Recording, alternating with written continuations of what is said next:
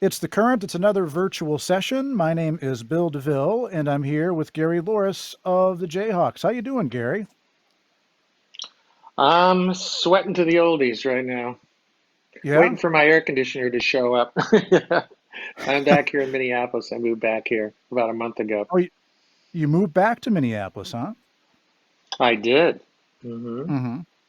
Well, welcome back to the Twin Cities. Let's talk about the new album, XOXO. It sounds more like a band than ever the Jayhawks do. Was that the goal with this new work?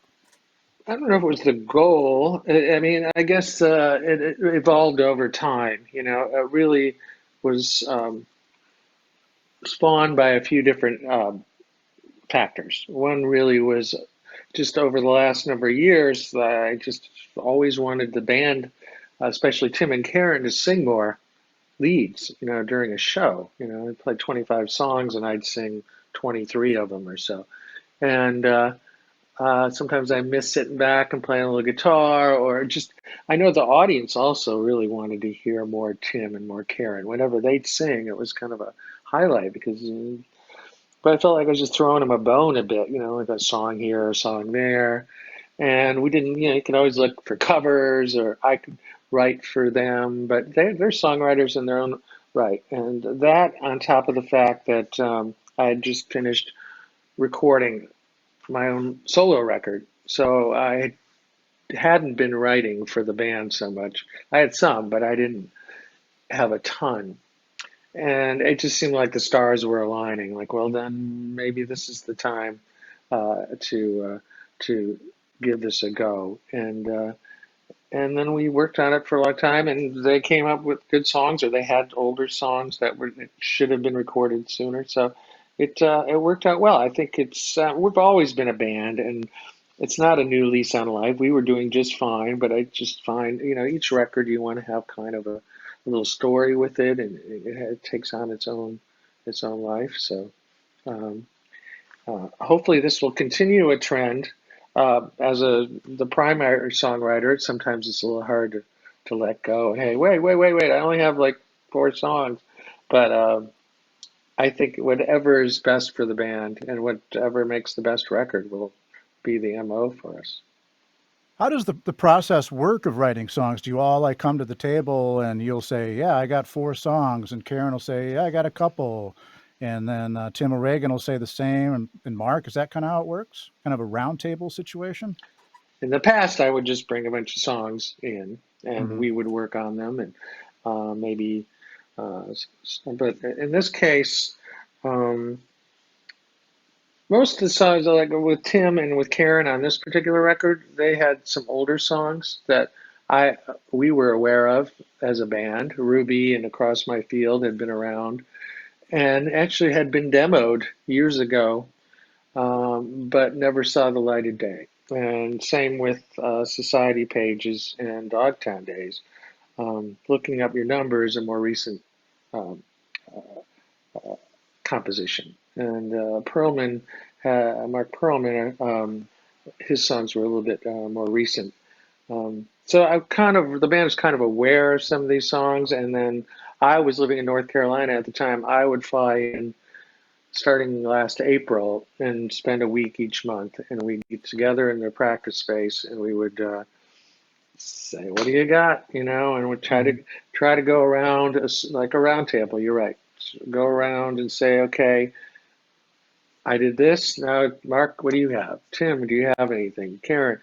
Or we just kind of play and, kind of see what would come out of that. And we compile this huge catalog of songs or half songs. And then we'd all review them and kind of really try to be democratic, which is hard. And we would kind of take polls on what songs we thought were strongest, and kind of whittled it down that way. People write differently. Like Tim O'Regan is really good at um, collaborating on somebody else's song, but he's not. His thing isn't like writing his songs with other people so much. Karen, same way, a little bit more. Marc Perlman and I would tend to be more, might sit down and write a song together. So it's all dependent on the song and how they were written. Here is one of your songs. Why don't you tell us about the song Bitter Pill? My song. It's my song, my story. Actually, we try to say that when there are songs and not really my song. But let's say I was the primary songwriter on this, but it is a Jayhawk song. Um, it's just, I guess it's something that niche that I have because I grew up being a complete Anglophile. British music, all British, all the time, pop, rock, then into my art rock period and krautrock period and drone stuff, and eventually into some traditional music.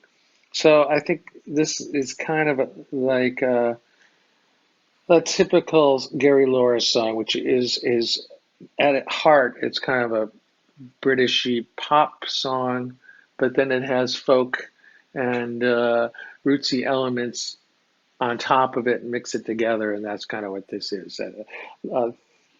Thematically, it continues some of my previous lyrical explorations, which were about people not being happy with what they have, always looking for something out there that's going to make them happy, and then they get there, and then they're like, well, but there's something over there, So and I'm guilty of that more than most probably, not appreciating what you have and always chasing the sun. So that's what the song's about.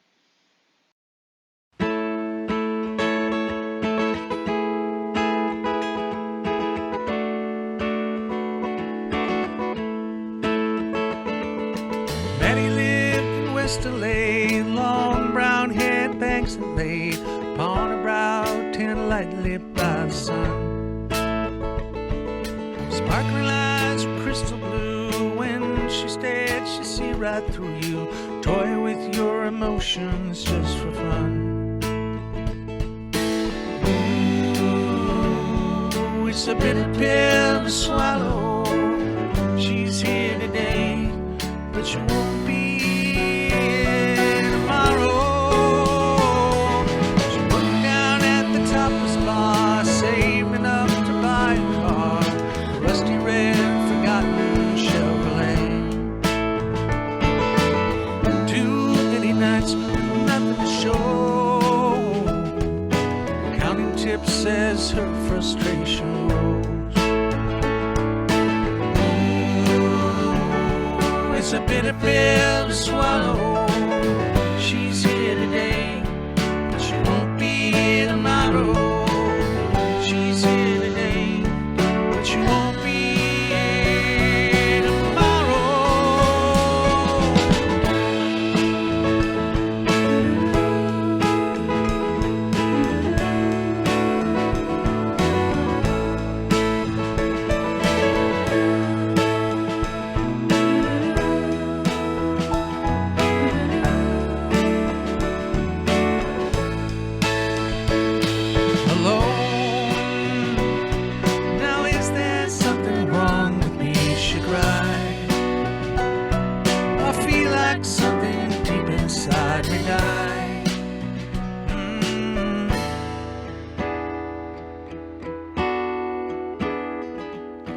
Maddie found another town, but her past followed her around.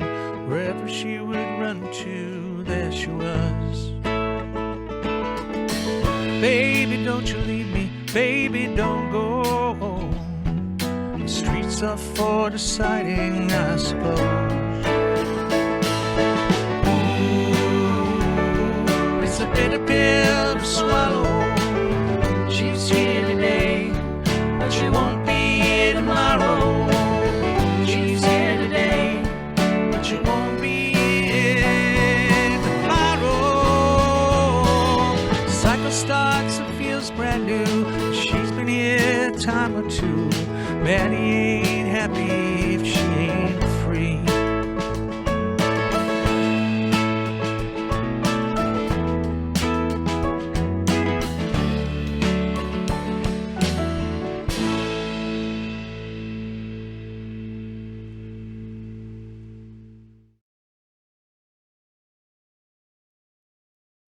That's a song called Bitter Pill off of the brand new Jayhawks album XOXO. So, Gary, do you ever dream that 35 years later the Jayhawks would still be a band? Does that surprise you? Are you shocked when you think that's true? Yeah, of course it does. I mean, who thought when we got together in February of '85 that we would still be doing it? And I did want to go back and say on Bitter Pill, that song really came together when I had my friend Stephen McCarthy, who is kind of a forever member of the Jayhawks. He played that B-bender guitar on it, and that's really when that song was almost not going to make the record. And then he put this beautiful B-bender guitar on it, and it just came to life. So Stephen McCarthy, who's played with the Jayhawks and with the Long Riders, and a good friend from Richmond, Virginia. As far as longevity, there was a time, Bill, where I did not want to be that guy who was just still playing. I thought wasn't cool, you know. The cool bands were there. They exploded and then they died off, and or they broke up and became kind of cultish in that way, you know, and legendary.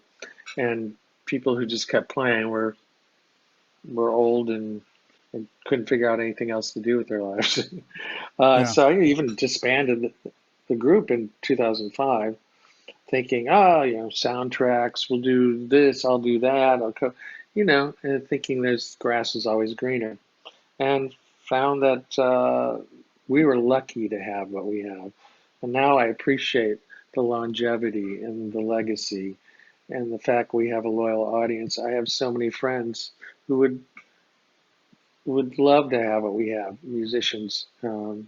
Sure, we would have liked to have been bigger or so ever, but you know, in general, we're very lucky to have do what we love, have a loyal audience, have record companies who want to put our records out, and I get to play with these old friends, really family, my bandmates.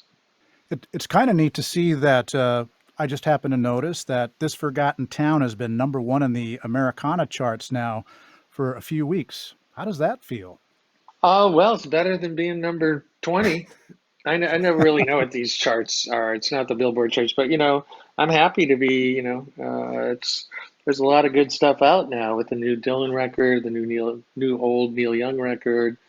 There's a lot of good stuff on there. So it's a funny thing, Bill, because you know we're not really recognized by the Americana, um, whatever they call it, music association or whatever it is. I mean, we've never been invited to their awards or oh, we were invited once when Olson and I went to give an award to the Avett brothers, but that was it. But we've never been Yeah. acknowledged. So you know, the term Americana, I don't really know what it is. I don't think we fit exactly like, and that's maybe part of our longevity is that we were never cool, so we never became uncool. We were never Yeah. uh, fashionable, so we never really fell out of fashion. So I think that added to our longevity. But I'm happy to be on top of the charts or close to it, and proud of it. You know, that's something that John Prine has said over the years. He never felt like he fit in, and he said if he had hits, you know, he might have gone away, 40 years ago. And the Jayhawks are sort of in that same place where you got fans, you can go play in any town all over the world, and Prine could always do that too. Some truth in that?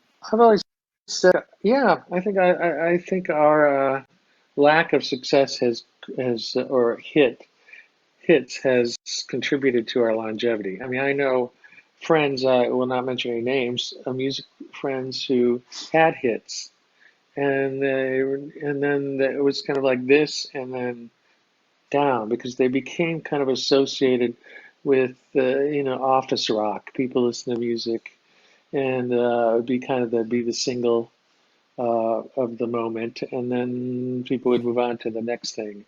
So they kind of it's kind of like the quicker you rise, the quicker you go down. So our thing has been kind of, you know, like that, and it's yeah. I think I'd take the longevity. I'd love to have a hit. Believe me. Uh, we joke about that. People go, "Oh, the poor guys only one-hit wonders. Yeah, well, that's one more than we had, but Yeah.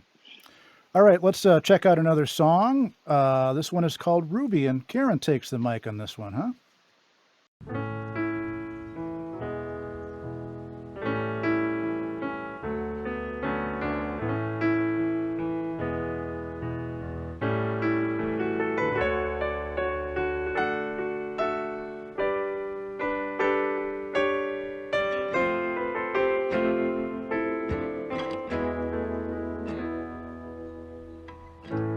Ruby,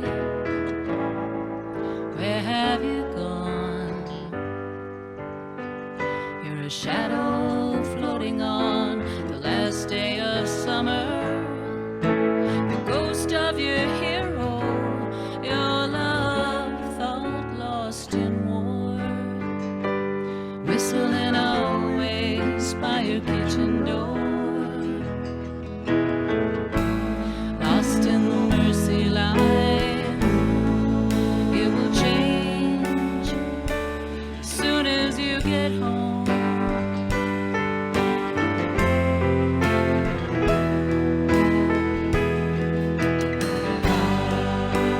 Comes for you now, the one you adore. Comes for you now, the one you adore. He's saying, baby, I know I went away, but I still want you, my Valentine.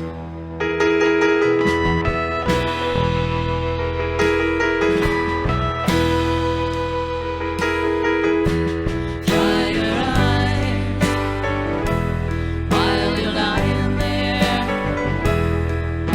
You're lying there waiting.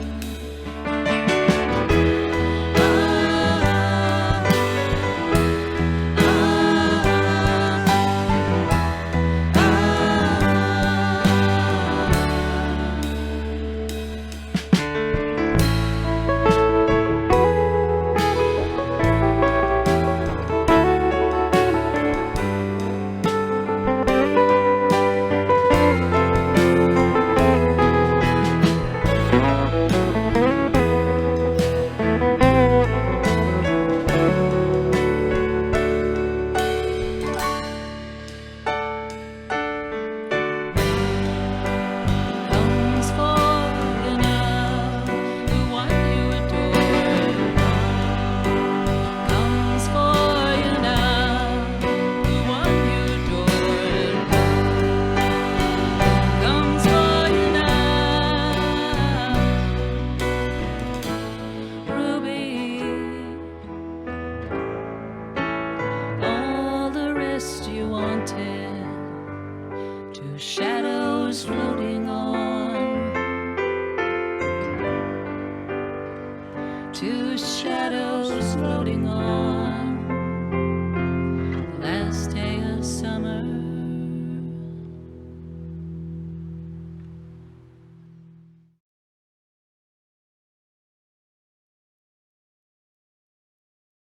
It's a virtual session with Gary Louris of the Jayhawks. The new album is called XOXO. So when was the last time the Jayhawks played in front of a live audience, Gary?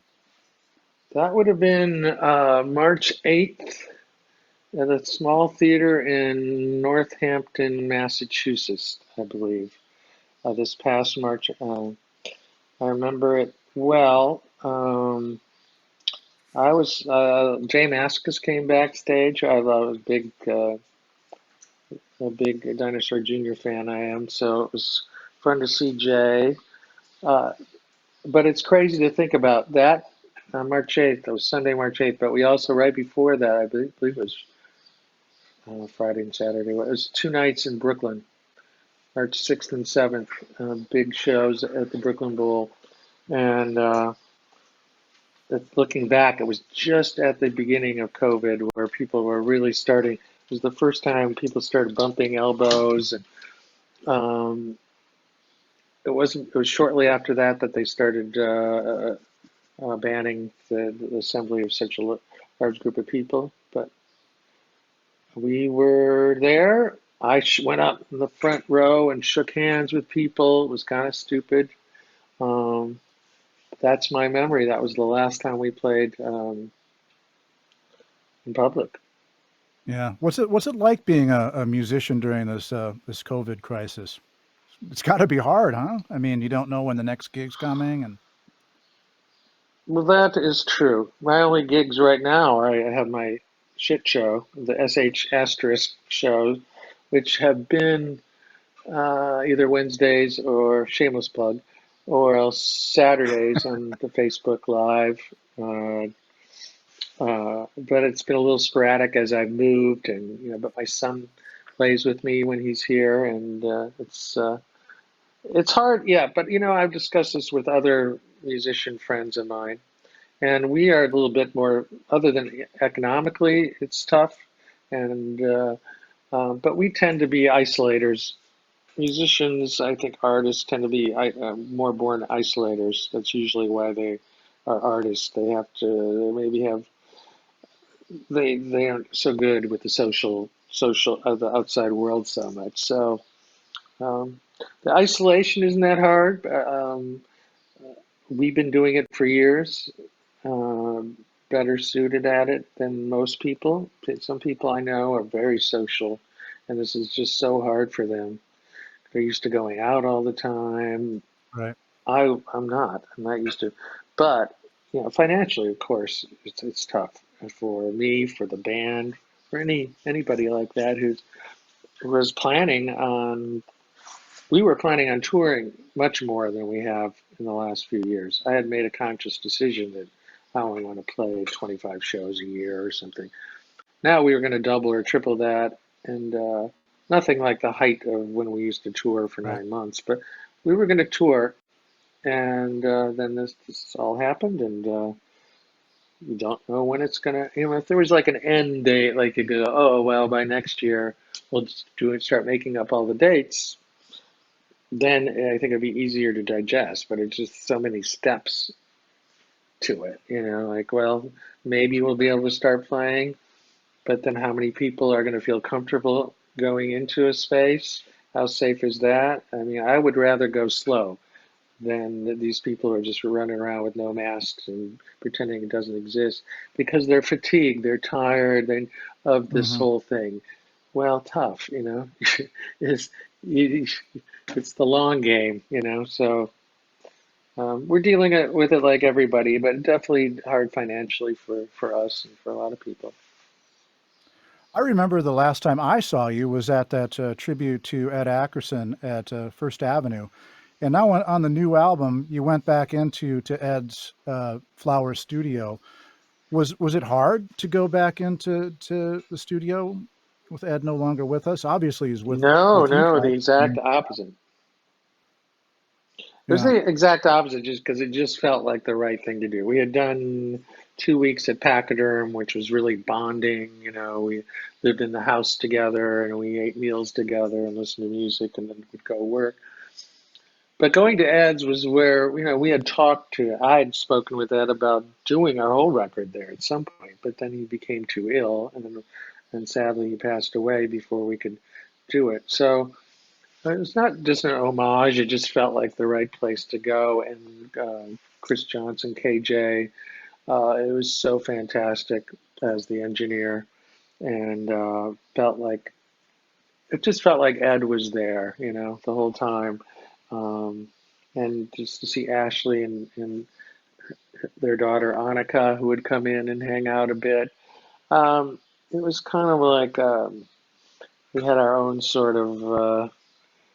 Um, Not awake, but it was just like we were processing it all together, and it felt like Ed was there at the time, and I'm so glad we did it there. All right. How about another song? And this is Tim's song. This is more of a power pop direction, isn't it? Tim on vocals on this Dogtown Days. Yes, I think Tim and I definitely have a love of power pop. I mean, I was way before I ever listened to any kind of roots music. I was a total power pop guy. and I think Tim was too. And this goes back a little bit. I don't know when he wrote this, but and Tim plays a lot of the instruments on this. We're on it, but Tim he has the interesting. He's an interesting guitar player and bass player. He does a lot of different things, a little quirkier than I am. He will, and yeah, I'm just happy it made the record, and it's a cool video that Phil Harder did for us. That's really beautifully done and was done in a COVID-friendly manner. Um, I so love the yeah, check that gremlin. out. The gremlin in Yeah, the video? I guess. Yeah, I guess it was a little too mint, so they had to put some fake rust on it to make it look a little bit more authentic. Yeah, that's Mike Lane's vehicle, huh? Is it? I'm not sure Hmm. because this was all Yeah. done without us there, which is part of the reason I loved it. Nobody I know, especially us, likes doing videos or photo shoots.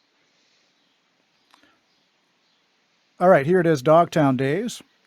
It's a virtual session with Gary Louris of the Jayhawks on the Currents.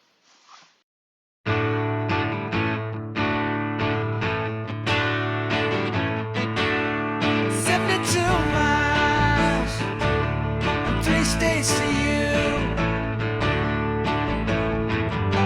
I can't undo the damage without you. I had so much left to give you. I guess I just couldn't find the time. I must confess, I didn't love you quite as much as I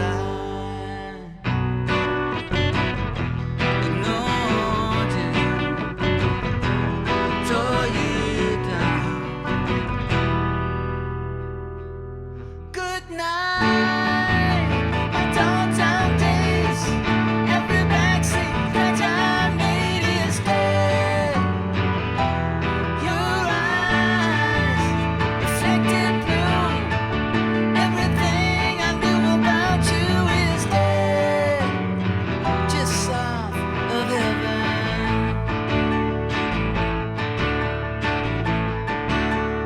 When it began, the thing felt right.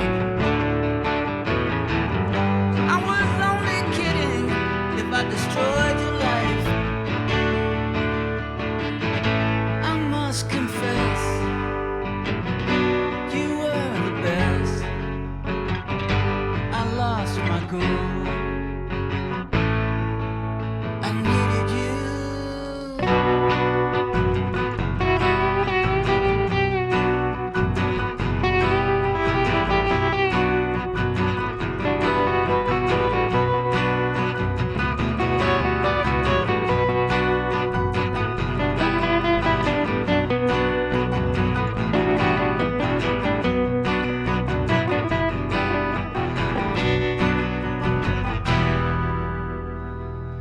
Good night, our Dogtown days. Every backseat that I made is dead. Your eyes reflected blue. Everything I knew about you is dead. Just south of heaven, just west of Evansville, Indiana.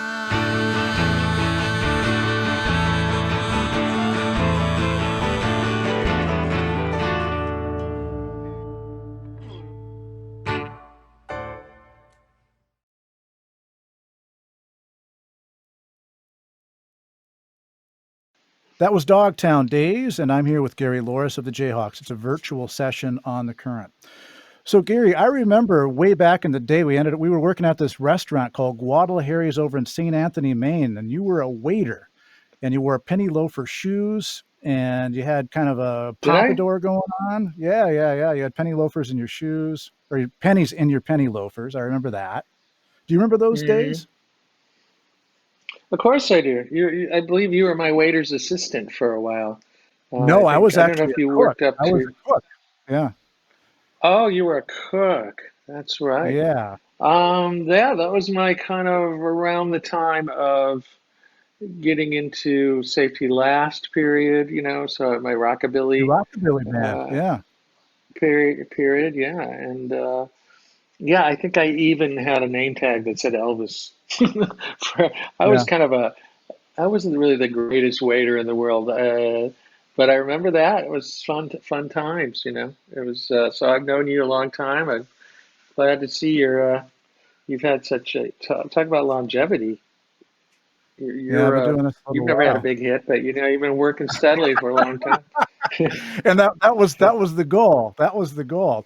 And I want to Yeah. thank you for one thing. I still remember the first radio show I did was at KFAI, probably in I don't even know what year it was, but we sat down. We had a sit down, and we're talking about rockabilly, and I took everything you said was like the Bible to me because you knew so much more about rockabilly than I did. And I was going to play George Thorogood, and you strongly said, no, George Thorogood is not rockabilly. No. No. No. Definitely not. To this day, I would urge anybody not to play George Thorogood. But yeah, I know, and I haven't listened to. I've just moved here. I pulled all my vinyl out, and I realized I have a lot of great old rockabilly stuff. Rockabilly is just really fun to listen to and to play.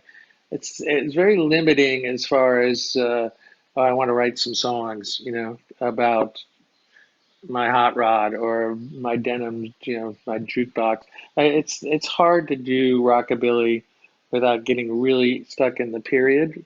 But man, it is the most fun music to play live or to listen to. It's just raw and uh, yeah. So I'm gonna pull out some of my rockabilly records and go back to the early '80s when we were at Guadalajara's and There you go.